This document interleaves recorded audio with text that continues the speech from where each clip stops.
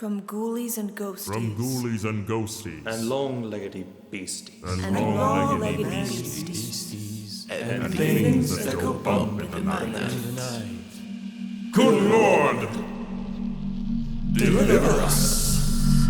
Deliver us.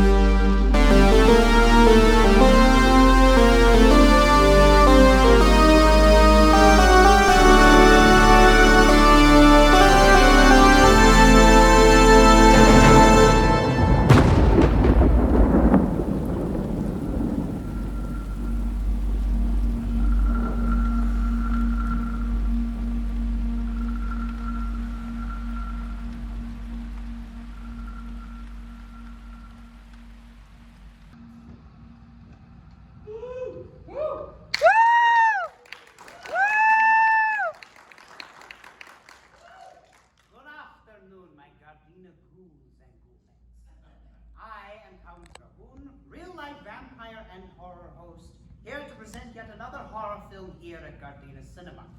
The last movie theater in LA, not to be owned by a major corporation or Quentin Tarantino. So, in case this is your first screening with us, allow me to go through the castle-keeping notes. I welcome you all with open cake. And then we watch an old-school horror film, and then I fill you in on the backstory of what we just watched. And now that that's out of the way, let us get into the heart of the matter, and hopefully you won't feel the need to drive a stake through it. You know, when I think about today's film, Carnival of Souls, I am reminded of a refrain from the Saint Robert Ross. Happy accidents. You know, I just realized that's actually a really bad pun, considering that there's a car accident in the first 5 minutes of the movie. But you know, it's interesting to me because director, producer, and co-star Herc Harvey never set out to make a horror film at all. He simply wanted to make a feature-length art film to be distributed in a few art house cinemas in North America and Europe. What can I say? Us Europeans love artsy-fartsy movies, especially if they don't make any sense. You know, this movie, it's very surreal, it's very dreamlike, and it's fascinating to me because, as I said before, it wasn't meant to be a horror film, and yet it is regarded as perhaps one of the greatest psychological horror films ever made, known for its unsettling ambiguity and disturbing imagery. But don't worry, this movie does make sense. Sort of. It's interesting because we're never really sure if our protagonist, Mary Henderson, played by the only professionally trained actress on set, Candice Hilgos, we're never sure if she's actually being pursued by this mysterious figure known as the Man, or if this is all a figment of her imagination, an extension of the guilty psyche that she has for being the sole survivor in that car accident I just joked about. It wasn't a happy accident. But anyway, all bad jokes aside, my fiends, please enjoy Carnival of Souls.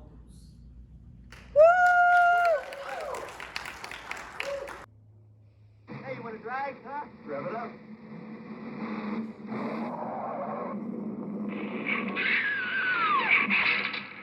Action you've never seen races across your screen as you thrill to a new dimension in picture making. Carnival of Souls.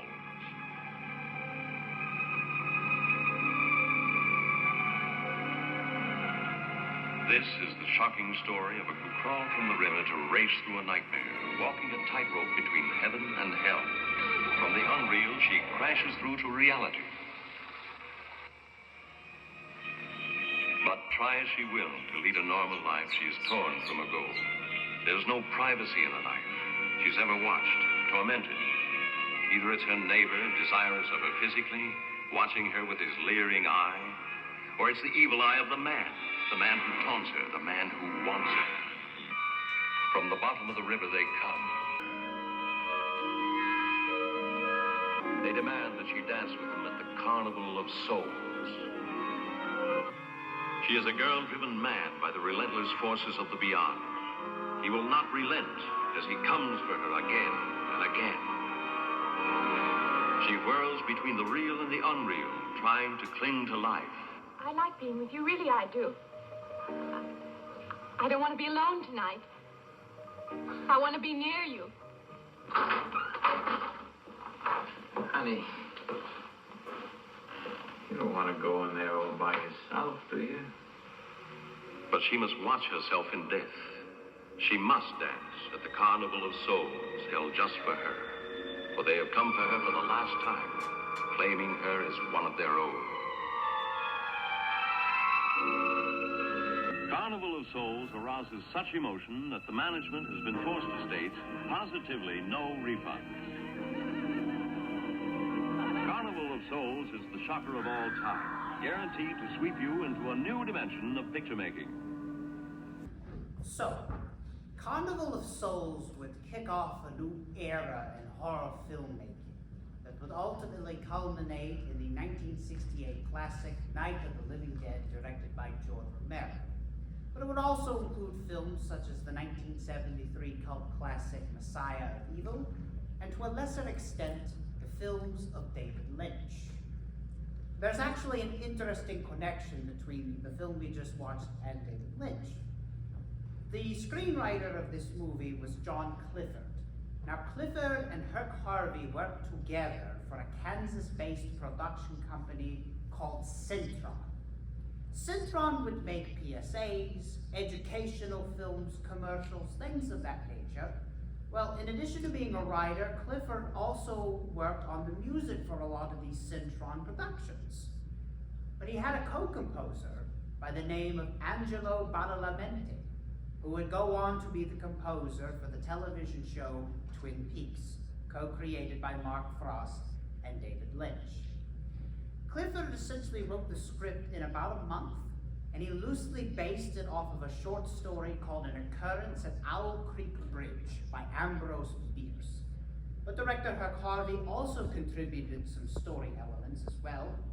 He was actually inspired by a drive that he took through Salt Lake City and finding an abandoned Mormon amusement park there, which they actually used as a location in the film. It was the pavilion that you saw.